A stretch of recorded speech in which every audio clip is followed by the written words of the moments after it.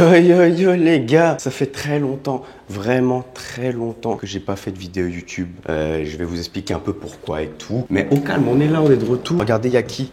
Il y a un mini. Ça va, mini? Je vais prendre la voiture, je vais prendre la source mobile. Je vais aller me poser sur une petite plage ou quoi. Je crois que je vais aller à Baoli. C'est sympa là-bas. Prendre une petite noix de coco au calme. Et sur le chemin, je pourrai parler tranquille au calme. Ça, vous allez comprendre un peu vite fait. Et comme ça, au moins, je me chauffe à refaire des vidéos là. Parce que j'étais en mode un peu déprimé de la vie, t'as vu? Moi, je le suis toujours, hein. Mais au calme, c'est comme ça, c'est la vie. Il y a des hauts, il y a des bas. L'argent, ça changera rien à ça, tu vois. C'est pour ça que je dis, j'aime bien dire souvent que l'argent, ça contribue à faire le bonheur, mais ça change rien du tout. T'as quand même des émotions, tu vois. Tu peux quand même être triste, même si t'as de l'argent. Mais les gens, ils n'arrivent pas à comprendre. Quand t'as pas d'argent, en tout cas, tu crois que l'argent, ça va résoudre tous tes problèmes, mais c'est pas vrai. Après, voilà, l'argent, c'est trop bien. En fait, je vais vous expliquer un peu, moi, ce que je pense de tout ça. Normalement, j'ai mis le micro, il y aura pas trop de bruit de la voiture, comme ça, vous m'entendez bien quand je parle. Ça fait tellement longtemps que j'ai pas fait de vidéo, je sais plus comment je fais pour mettre le mode qui traque mon visage. Putain, mais ça me stresse de plus savoir comment on met le mode pour que ça traque mon visage. Ça doit faire au moins 1 mois et demi, j'ai pas fait de vidéo. Enfin, j'ai pas record, on va dire. Je pense qu'il y a une vidéo qui est sortie il y a pas longtemps, il y a 3 semaines. On bat les couilles de tout ce que je suis en train de dire, on s'en bat. Bon, du coup, on va faire comme ça, vous savez quoi? Je vais faire ça comme ça. Nique sa mère. Pourquoi Anthony Cyrus, il faisait plus trop de vidéos là et tout? Bon, déjà, il faut que je l'admette. La rupture avec Anaïs, c'était compliqué, quoi. C'était plus compliqué que prévu. Mais là, ça fait plus de 2 mois. Là, ça va mieux. Voilà, tous les trucs qui s'étaient arrivés avec les tentatives de kidnapping sur ma famille, pour essayer de me voler mon argent. Tout ça, t'es pas bien mentalement avec ces trucs comme ça qui arrivent. J'ai dû même vendre tous mes cryptos à perte. Enfin, pas à perte, mais vas-y, le wallet, il était monté à 3,8 millions. J'ai tout revendu. Il restait même moins que 2 millions. Je sais pas si vous vous rendez compte. C'est presque 2 millions de pertes. C'est de l'argent, tu vois. Et de l'avoir vendu ça comme ça pour mettre ma famille en sécurité, pour pas que les gens ils ont envie de kidnapper ma famille pour essayer de me voler. En vrai, c'est une dinguerie. Ça devrait pas arriver. C'est pour ça que je dis que l'Europe, c'est de la merde. L'Europe, c'est vraiment de la merde. Il n'y a aucune sécurité. Les gens, ils ont pas envie de travailler. Ils veulent pas s'en sortir eux-mêmes. Leur seul moyen de s'en sortir, c'est de voler les autres. C'est une dinguerie. En parlant de voler les autres, les gars, laisse tomber. Ces 2 derniers mois, je me suis fait baiser par des avocats. Il y a un fils de pute, il me devait 700 000 dirhams. Ça fait genre environ 150 000 euros. Il devait 150 000 euros que je lui avais prêté. Et je lui ai prêté sur une seule condition, c'est de faire une reconnaissance de dette. Ici, signé à Dubaï et tout, avec ses cartes d'identité et tout. Et voilà, après qu'il n'ait pas voulu me rendre mon argent, j'ai voulu aller voir des avocats pour qu'ils appliquent la reconnaissance de dette, en fait. Je suis arrivé à leur bureau, etc. Ils m'ont dit, voilà, ce sera genre 5 000 euros upfront. Et ensuite, on veut 15% de la somme totale, les 700 000, quand tu les recevras. On veut 15%, donc environ 100 000 dirhams, un truc comme ça. Ça fait genre 25 000 euros et tout. Du coup, moi, je les paye upfront et tout. Et ces bâtards, ils m'ont fait signer les papiers et ils ont écrit que les 15% des 700 000, je les devais avant, pas après. Comme je suis un mec naïf qui croit qu'on est dans un monde de bisounours, ben j'ai pas lu. Je leur faisais confiance, des avocats. Mais justement, les avocats, c'est les plus gros fils de pute parce qu'ils connaissent la loi. Et en gros, ils m'ont fait signer ce papier-là. Et quelques mois après, je reçois un appel de la Cour de justice de Dubaï qui me dit que je leur dois 25 000 euros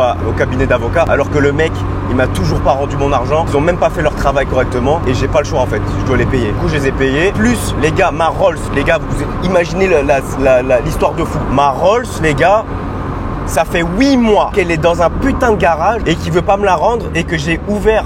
Vous allez tomber sur la tête, hein. Je vais ramener ma Rolls dans ce garage-là, à Dubaï. Il me fait un devis à 60 000 dirhams. Ça fait genre 15 000 euros. C'est beaucoup trop. C'est abusé. Parce que la Rolls, elle a pas de problème. Elle roule très bien. Il y a pas de problème. En gros, il fallait remettre de l'huile. Il fallait faire des trucs de base, tu vois, des trucs de merde. Il m'a fait un devis à 60 000 dirhams. Ensuite, je dis, mais t'abuses. C'est quoi ce devis de fils de pute? Et après, il me divise par 2. Il me met déjà à 35 000 dirhams. Ça fait genre 8 000 euros. Donc, en gros, le mec, il me dit, si tu veux que je travaille sur ta voiture, je dois commander les pièces. Ça prend 20 jours à arriver. Ça vient d'Allemagne. Elles sont toutes neuves, les pièces. Parce que, en disant, il y a des pièces à changer. Je dis, tu sais quoi, vas-y. Moi, en gros, je voulais juste récupérer ma Rolls rapidement. Je dis, vas-y, tu sais quoi, 35 000 dirhams, ok, vas-y, commande les pièces. Du coup, ce fils de pute, il me dit que les pièces, elles viennent d'Allemagne et qu'elles sont neuves. Et c'est pour ça que ça prend 20 jours à arriver. Et quelques jours après, je montre le devis à des potes à moi et tout qui s'y connaissent dans les voitures. Et il me dit, mais le mec, il est en train de te baiser. Déjà, la main d'œuvre, le prix de la main d'œuvre, c'est 2500 euros. Que le devis, il était à 60 000 ou à 35 000, c'est quand même 2500 euros. Alors qu'il n'y a rien à faire sur la voiture. Et en plus de ça, sur le devis, c'était écrit genre 4 fois les mêmes trucs. Genre, par exemple, une valve, c'est écrit 4 fois. Mais genre, il y en a un, c'est écrit 1500, l'autre, c'est 2000, l'autre, c'est 800, l'autre, c'est 3500. Et ça, plusieurs fois. Genre, il écrit plusieurs fois des trucs random juste pour gonfler la note. Du coup, quelques jours après avoir dit ok, commande les pièces, je vais à son putain de garage et je lui demande ouais, c'est quoi ça, tu vois. Et là il me dit bah dans tous les cas tu veux faire quoi? J'ai déjà commandé les pièces, t'as accepté, faudra payer, tu vois. Et je dis non, annule tout et en plus je sais très bien que t'as jamais commandé des pièces neuves d'Allemagne. En gros, ce fils de pute, ce qu'il fait, c'est qu'il va dans les casses ici à Dubaï, il y a plein de casses de voitures et il va acheter des pièces là-bas et tout. Et fait passer genre c'est des pièces neuves. Du coup j'ai compris que c'était un fils de pute qui voulait me scam. Et du coup, j'ai dit non, rends ma voiture. Et qu'est-ce qu'il fait ce bâtard? Il court à ma voiture, il court à la Roll, il prend les clés de ma voiture et il les garde en mode tu pars pas d'ici tant que t'as pas payé. Alors qu'il a rien fait sur ma voiture, hein, les gars. Il a rien fait, il a juste fait une inspection. Au pire, l'inspection ça coûte 500 €, tu vois, même pas. Et du coup, quand il fait ça, j'appelle la police. La police, elle me dit quoi? Tu dois ouvrir un case, donc tu dois ouvrir un truc avec la justice de Dubaï. Et t'inquiète, dans 2 jours, tu récupères ta voiture. Parce qu'il a pas le droit de garder ta voiture, c'est ton bien. Il est à toi, c'est personnel.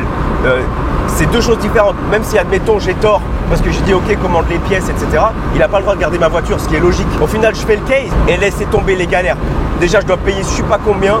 Je paye plus les avocats, le case pour ouvrir un dossier contre lui que ce qu'il me demande de base. Mais je le fais parce que j'ai pas envie qu'il me baise. Et au final, les mois ils passent, je vais aller au rendez-vous, etc. Ça dure des mois, ça dure 8 mois en tout. 8 mois en tout où je vais pendant des appels, je leur explique la situation, je leur explique qu'il garde ma voiture et qu'il n'a pas le droit de la garder. Il m'a fait croire qu'il avait commandé des pièces d'Allemagne alors que c'est pas vrai. En plus, il fait quoi ce bâtard? Il montre une facture de pièces d'ici à Dubaï, genre justement ce que je vous disais, une casse. Donc il prouve, c'est pas vrai qu'il m'a menti, que c'est des pièces d'ici, c'est pas des pièces d'Allemagne. Sauf que quand il m'a dit que c'était des pièces d'Allemagne, c'était à l'oral. Et vous comprenez le vice des gens ici, ces fils de pute, tant que c'est pas écrit, qu'il s'est écrit qu'il a confirmé que c'est des pièces d'Allemagne, ben y a rien, ça vaut rien. Donc ça veut dire moi demain je viens voir un mec et je lui vends n'importe quoi, je lui dis ouais ça vient de là, nanana, ou je lui vends des diamants, j'en sais rien. Je lui dis que c'est des vrais qui viennent de je sais pas où. Tant que c'est pas écrit, bah, tu peux le baiser en fait, et tu peux baiser n'importe qui ici.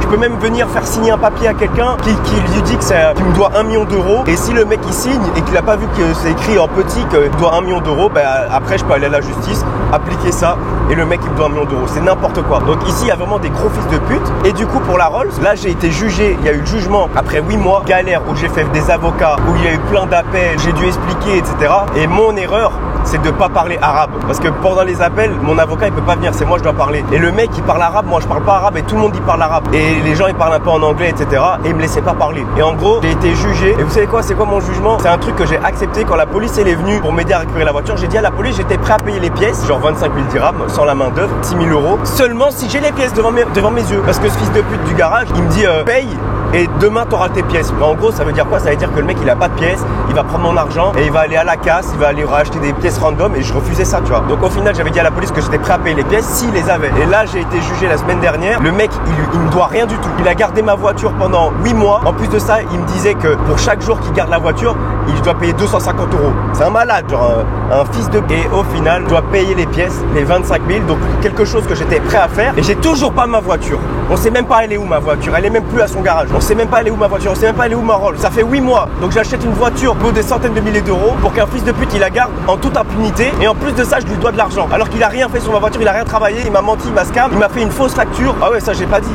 Il a fait une fausse facture en mode des pièces d'Allemagne. C'est complètement faux, c'est dingue. Et j'ai été jugé, moi, que moi je dois le payer. Et même des gens du gouvernement, ils trouvaient ça incroyable, ils trouvaient ça genre, c'est du n'importe quoi en gros. Mais on peut rien y faire, c'est comme ça a été jugé et je peux même pas faire appel. C'est un jugement définitif. Je peux même pas faire appel, c'est une dingue. Donc bref, tous ces trucs là, la Rolls, ma voiture, encore, il s'est passé des galères avec la McLaren, ma famille, tentative de kidnapping, ma rupture. J'avais un peu perdu l'envie de faire des vidéos, des trucs. Et voilà, c'est des hauts, des bas. Et je pense que tout le monde ici, il y a des hauts, il y a des bas. Voilà, faut pas se plaindre.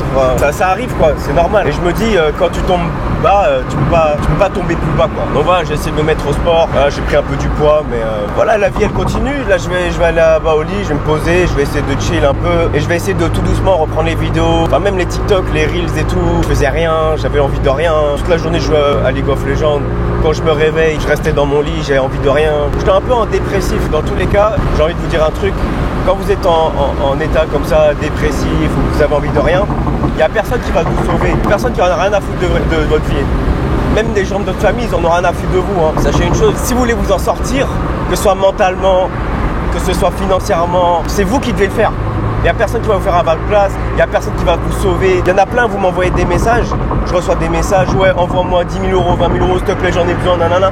Mais ça arrivera jamais. Tu crois vraiment qu'il y a un mec qui te connaît pas, il va t'envoyer de l'argent, ça n'existe pas, personne va faire ça et personne va t'aider. Moi, personne m'a aidé. Moi, quand je suis parti suis parti de chez moi avec 0 € dans la poche, que je suis parti dans le sud de la France pour m'en sortir, oh, je l'ai fait tout seul. Quand je suis allé chercher les infos chez les gens, etc., quand j'ai travaillé tout seul. J'ai travaillé gratuitement pour avoir des connaissances, j'ai fait plein de choses. Et je me suis rendu utile aux autres en fait. Et c'est comme ça que tu pourras t'en sortir, tu te rends utile, tu fais des trucs, tu apportes de la valeur, tu travailles et t'arrêtes de pleurer, t'arrêtes de croire qu'il y a un sauveur qui va venir t'aider. Il n'y a personne qui va venir t'aider. Et ça j'ai bien compris et encore maintenant je me le mets dans le crâne que personne va venir m'aider. Je me suis fait baiser par plein de gens. Les gens qui me donnent des 150 000 €, 100 000 €, 200 000 €. Des gens qui m'ont baisé sur des voitures. Des gens qui m'ont baisé, des avocats qui m'ont baisé, des trucs, des injustices que j'ai subies. Encore maintenant. Et encore pire, vous savez c'est quoi le pire dans tout ça? C'est que j'ai plus d'amis. Voilà, je deviens fou, je deviens parano et j'ai une bonne raison de l'être parce que les gens c'est des fils de pute. Les gens qui ont de l'argent ici c'est des fils de pute. Il y a des gens ils font semblant d'avoir de l'argent pour te baiser. C'est des fils de pute. Franchement ici à Dubaï, c'est la meilleure ville du monde hein. Mais vous pouvez pas croire les gens. Vous savez quoi, moi je rêve là, je rêve de revenir 4 ans en arrière, 5 ans en arrière quand j'avais mes vrais amis en Belgique. Que je rentrais chez moi, je jouais à Fortnite avec eux, je jouais à Minecraft avec eux, on allait dehors, on allait dans un parc, on allait rigoler, on allait faire des trucs de base. Ici je peux plus le faire, j'ai plus d'amis sur qui compter pour faire des trucs de vraiment des trucs simples. Je sais que je peux compter sur eux, qu'ils ont pas du vice, ils ont pas une envie derrière la tête de peut-être se dire qu'ils pourront me soutirer de l'argent. Tu sais, tu peux plus compter sur les gens. C'est le truc, le point négatif quand tu as de l'argent. Et en fait, moi je suis en train de me dire que en fait l'argent que j'ai fait, j'aurais juste dû être discret, faire semblant de pas avoir d'argent. Et franchement, si je peux vous donner un bon conseil, tous ceux qui vont faire de l'argent ici, si ça se trouve, il y en a ici qui font de l'argent déjà, ça sert à rien de le flex, ça vous apporte rien du tout, ça sert à rien de montrer que vous avez de l'argent, ça va juste vous apporter des envieux, des gens qui ont envie de vous baiser, des gens qui ont des mauvaises intentions envers vous. Et les gens ils sont faux, les gens ils sont faux. Vous pouvez plus avoir de vraies relations avec les gens. Moi je croyais que j'étais dans le monde de bisounours. Toutes les personnes que j'ai rencontrées après que j'ai montré que j'avais de l'argent, que j'avais vraiment beaucoup d'argent, ils m'ont tous baisé un moment ou un autre. Tous. Mais même des trucs de merde. Même à un moment donné j'avais des problèmes de santé. Il y a un mec, fils de pute, il m'a vendu un soi-disant médicament miracle qui n'existe plus parce que j'avais vraiment un gros problème. Et il me disait que voilà, c'était le dernier qu'il a réussi à avoir parce qu'il était en relation avec sa femme qui est pharmacienne, je sais pas quoi. Il a réussi à me voir le médicament, il m'a vendu ça 3 000 €. 3 000 €, un truc qui valait 20 €. Mais moi, tellement je suis naïf, tellement je suis con, tellement je crois qu'on vit dans un monde de bisounours, je me suis dit putain, le mec il a réussi à m'avoir un médicament qui va enfin me sauver, que je vais avoir plus ce problème là que j'ai. Ça vous regarde pas ce que j'ai eu, mais voilà. Et du coup je l'ai pris son médicament, après je me suis rendu compte que c'était qu'il m'a baisé quoi, ça vaut 20 € et que n'importe où je peux l'avoir. Il s'est excusé, nanana, il m'a même remboursé la moitié. Peut-être que c'est pas l'argent le problème, peut-être c'est moi, je suis dans un monde de bisounours. Moi je crois que tout le monde il est gentil, que tout le monde il est comme moi, qu'il a pas de pensée derrière la tête. Mais c'est faux en fait. Les gens s'ils ont l'occasion, ils vont vous baiser s'ils savent que vous avez de l'argent. Et franchement c'est désolant, c'est dommage. Je vous jure, je croyais vraiment que j'étais dans le monde de bisounours. Un mec que j'ai fait confiance, qui a acheté sa voiture, qui valait 350 000 € une Rolls, soi-disant de collection, qu'il était prêt à me la reprendre à n'importe quel moment au même prix parce que c'est son bébé soi-disant. Le mec en fait qui m'a baisé. La voiture elle valait 150 000. Et moi je suis un trou du cul. Moi je fais pas mes recherches, je fais pas mes trucs. Juste il me montre des annonces où la voiture elle vaut plus ou moins le même prix, mais c'est pas du tout la même année. Il m'avait menti sur l'année de la voiture, il m'avait menti sur le nombre de kilomètres. Laisse tomber des trucs de fou. Les gens c'est des fils de pute. Et s'il y en a ici qui commencent à faire de l'argent, beaucoup d'argent et tout, je vous jure ça sert à rien de le montrer. Je regrette d'avoir montré, je regrette d'être sur les réseaux sociaux, d'avoir montré que j'avais autant d'argent. Je regrette d'avoir montré tout ça. Ça rapporte que des envieux, ça rapporte de l'œil. Combien de problèmes j'ai eu avec ma voiture depuis que je l'ai montré? Combien de problèmes j'ai eu avec ma Rolls alors que je l'ai montré qu'une fois? J'ai roulé ma Rolls pendant 2 semaines les gars. 2 semaines j'ai roulé ma Rolls. Après je l'ai amené au garage juste pour faire un petit check-up, un petit service, mettre de l'huile et tout. Ça fait 8 mois je l'ai pas et je l'ai toujours pas. Je suis censé la récupérer là mais je sais même pas elle est où. Et combien d'avocats j'ai payé, combien d'argent j'ai perdu dans le vent pour rien. La justice ici ça sert à rien. Jamais vous êtes résident ici à Dubaï et comptez pas sur la justice de Dubaï. Ils vont pas vous aider, ça va juste vous perdre de l'argent encore plus. Juste si vous faites baiser, faites-vous baiser, récupérez votre voiture, récupérez vos trucs et acceptez vous êtes fait baiser parce que c'est comme ça, les gens ils vont vous baiser. Et voilà, c'est tout, tu vois. Donc maintenant j'essaie d'avancer, j'essaie de retirer tous ces trucs de ma tête, problème de kidnapping, c'est une dinguerie ça. À quel moment tu te dis tu as kidnappé la famille des gens qui t'ont rien fait pour essayer de les revoler et t'ont rien fait. Genre j'ai fait du rien à personne, j'ai fait quoi? Je suis là, j'essaie d'apprendre aux gens à faire de l'argent. Même ça, c'est une dinguerie. C'est pour ça que je vends plus de formation. C'est pour ça fait des mois je parle plus sur les réseaux, que je vends des formations, etc. Parce que ça me désole. Je suis là, j'essaie d'apprendre aux gens à faire de l'argent. En retour, les gens ils disent t'es un vendeur de formation, c'est comme ça que tu gagnes ta vie. Les gars, je suis millionnaire depuis 2021, depuis que j'ai 21 ans. Et j'étais même pas sur les réseaux sociaux, j'avais eu 3000 abonnés sur Insta. Personne me connaissait, je suis déjà millionnaire. Et il y a des gens, ils croient que c'est les formations qui m'ont rendu millionnaire, mais jamais de la vie. Pour ça, j'en parle même plus. Je sais même pas si je vais encore vendre des formations, je m'en bats les couilles. Ça me casse les couilles de faire tout ça, de me donner autant de mal pour aider les gens, pour qu'au final, les gens, Ouais, ça a coupé parce que mon appareil il a surchauffé.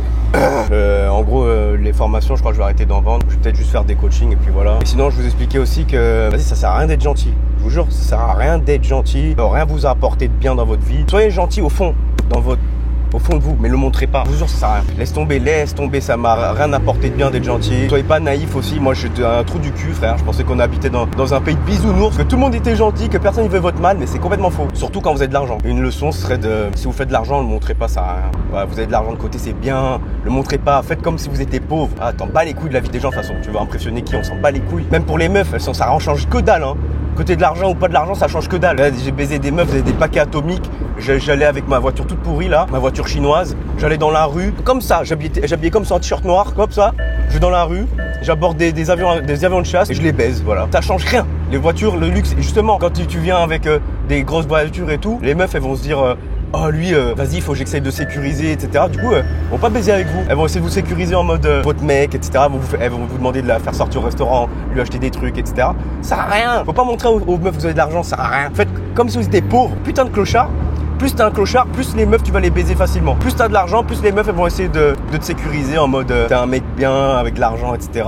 Ce qui va changer c'est votre physique et votre manière de les aborder, de leur parler et tout. Ça c'est ce que j'ai remarqué. Hein. Ça m'a servi à rien d'avoir de l'argent, justement. C'était péjoratif, frère. Avoir une relation sérieuse avec toi alors que tu t'en rien à foutre de leur gueule. Je vais me poser tranquille, transat, je vais un peu redescendre parce que là ça m'a un peu chauffé tout ça là, de vous parler de tous mes problèmes là, ça m'a un peu tendu. Je vais me détendre au calme, petite noix de coco. J'y vais tout seul, hein, et avec personne. Et voilà, hein, j'espère que vous en tirez des leçons que je vous dis, que vous ayez de l'argent ou pas de l'argent, parce que je sais qu'il y en a plein qui me regardent, vous êtes quand même déjà bien financièrement.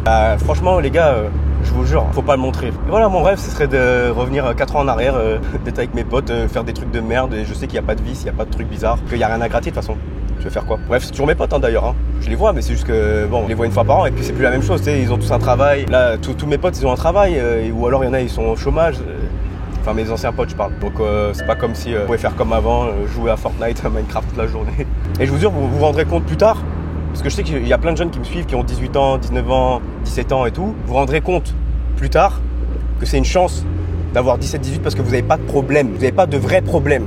Ok? Et quand on a 17-18, des petits problèmes de merde. Oh, j'ai pas beaucoup d'argent, j'ai pas gna. C'est des problèmes de merde, ça. T'es là, tu peux profiter, tu peux faire ce que tu veux. Tu rentres chez toi, t'as pas de charge mentale, t'as pas de responsabilité, tu vois. Donc profitez-en. Les gars, si vous avez 17-18, faites votre vie, faites vos trucs. Mais c'est aussi à cet âge-là qu'on se construit, tu vois. Moi, quand j'avais 18, je sortais pas en boîte, j'avais pas de meuf.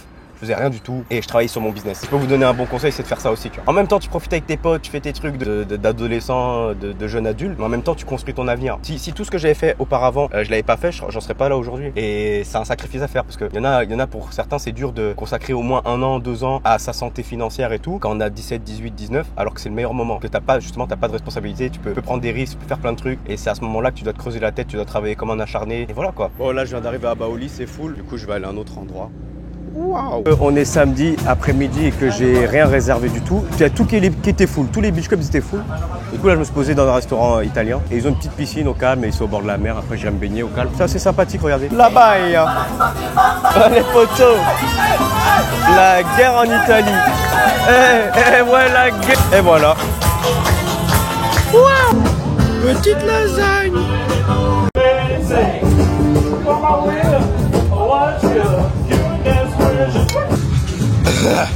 Bon, en vrai, j'ai rien à raconter en vrai. Juste posé comme ça dans un transat, bronze. Je bois de l'eau. Ah, voilà, guerre poteau. Bref, je crois que je vais arrêter la vidéo là. Hein. Je sais même pas comment je vais l'appeler la vidéo en vrai. Ah, pourquoi mamie? N'oubliez pas de vous abonner et je vais reprendre les vidéos bien. Si vous êtes resté jusqu'à ici, mettez j'adore l'Afrique en commentaire.